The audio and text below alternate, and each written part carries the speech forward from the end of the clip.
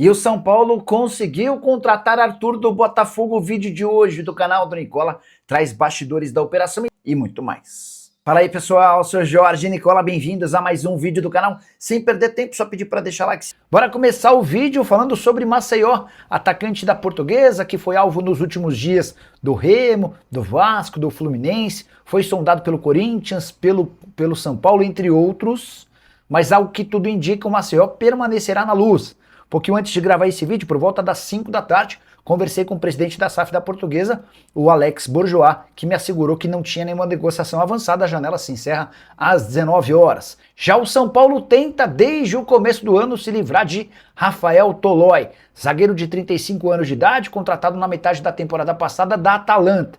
Ele chegou sem custos, mas ganha na casa dos R$600 mil por mês. Desde que foi contratado há quase um ano, apenas 9 aparições. Foram 7 no ano passado e mais 2 nesse ano. Um jogo no dia 21 de janeiro, contra a Portuguesa e outro no dia 25 de fevereiro. Ou seja, lá se vai mais de um mês sem que o Rafael Tolói seja utilizado. Cheguei a contar para vocês que no início da temporada, enquanto tentava tirar o Lucas Ramon do Mirassol, o São Paulo chegou a sugerir o nome do Tolói para a equipe do interior de São Paulo. Mas não houve aceitação do Mirassol e o Tolói acabou ficando. O grande problema é que o contrato só se encerra em dezembro.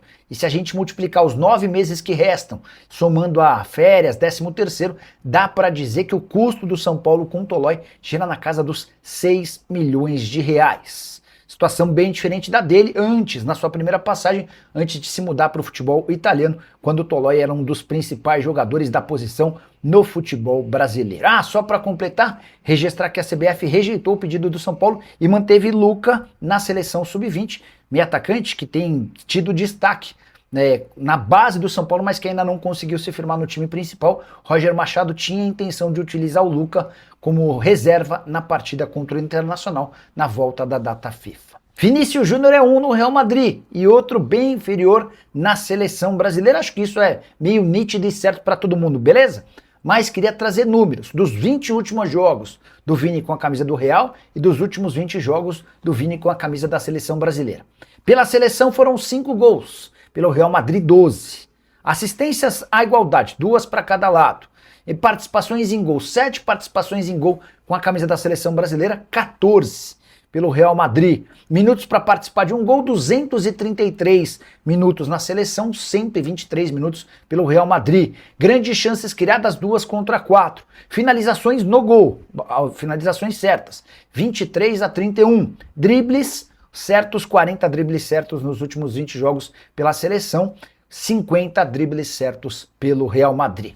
Só para completar o noticiário da seleção brasileira, que enfrenta na terça-feira a Croácia, contar que Carlo Ancelotti precisou cortar mais 2 jogadores. Rafinha do Barcelona e Wesley da Roma tiveram problemas físicos, musculares, lesão na coxa, e viraram desfalques. A ideia da seleção não é convocar novos atletas para essas 2 posições. E o São Paulo conseguiu, no finalzinho da janela doméstica de transferências, sua 6ª contratação para a temporada. Arthur, ponta que pertence ao Botafogo e foi revelado pelo Palmeiras, está contratado e chega por empréstimo até 31 de dezembro. O São Paulo não paga nada pelo empréstimo e assume a maior parte dos vencimentos do jogador. Ficou combinado entre os clubes que, se o São Paulo quiser ficar com o jogador no fim da temporada, vai precisar desembolsar €6 milhões por 60% dos direitos econômicos. Vale a lembrança de que o Botafogo comprou do Zenit no ano passado por €10 milhões. Essa opção de compra equivale a mais ou menos R$37 milhões.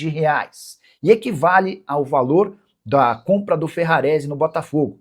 O zagueiro argentino, venezuelano, que pertence ao São Paulo, foi emprestado ao Botafogo. Não descarto que no fim do ano, se Ferrarese e Arthur forem aprovados, eles acabem ficando fixos nos novos clubes sem compensação financeira. Importante registrar que o Pitombeira, que é empresário do Arthur, tinha uma negociação com o Qatar para metade do ano. São Paulo insistiu que essa proposta ou que essa negociação fosse cancelada. O tricolor não queria, em hipótese alguma, contratar o Arthur agora e perdê-lo 3 meses depois. O staff do jogador concordou com essa situação. Importante registrar também que antes do Arthur já haviam chegado goleiro Coronel, o zagueiro Dória, lateral direito Lucas Ramon, os meio-campistas Cauli, Danielzinho e agora a contratação do ponta Arthur. Ele chega por conta da possibilidade de Lucas Moura demorar a voltar, ele teve uma fratura em 2 costelas, e também porque Ferreirinha não conseguiu empolgar. Existe inclusive uma especulação de que Ferreirinha pode se mudar para o Besiktas na metade da temporada. Para completar o noticiário do São Paulo, registrar uma baita contradição. O balanço financeiro de 2024, que havia registrado um déficit de 287 milhões, foi aprovado. Já o balanço de 2025, em que o São Paulo teve superávit de 56 milhões, redução da dívida em 110 milhões, além de, pela primeira vez em sua história, o Tricolor ter arrecadado mais de R$1 bilhão, esse balanço foi reprovado. 210 votos pela reprovação, 24 pela aprovação, além de 3 abstenções. Ficou muito claro que essa votação foi um movimento político para tornar Júlio Casares o primeiro presidente da história do São Paulo a ter suas contas reprovadas. Júlio que precisou renunciar em janeiro para não sofrer o impeachment. As consequências da reprovação das contas serão sentidas por Arrim Assis, o atual presidente do São Paulo, que vai ter muito mais dificuldade, por exemplo, para conseguir empréstimos bancários. O que você pensa sobre o tema? Já usa o espaço para comentário, registra a sua opinião, a saideira sobre o Tricolor, registrar que o Arrim Assis, presidente do São Paulo, demitiu nas últimas horas Érica Podadera, que era diretora executiva administrativa do São Paulo, alguém super elogiada internamente, mas esposa de Márcio Carlomagno, mais uma pessoa próxima a Júlio Casares demitida no Tricolor. E as contas do São Paulo serão reprovadas ou aprovadas? O Conselho Deliberativo do Tricolor passa a votar nessa quinta-feira o balanço de 2025. Os números são extremamente positivos.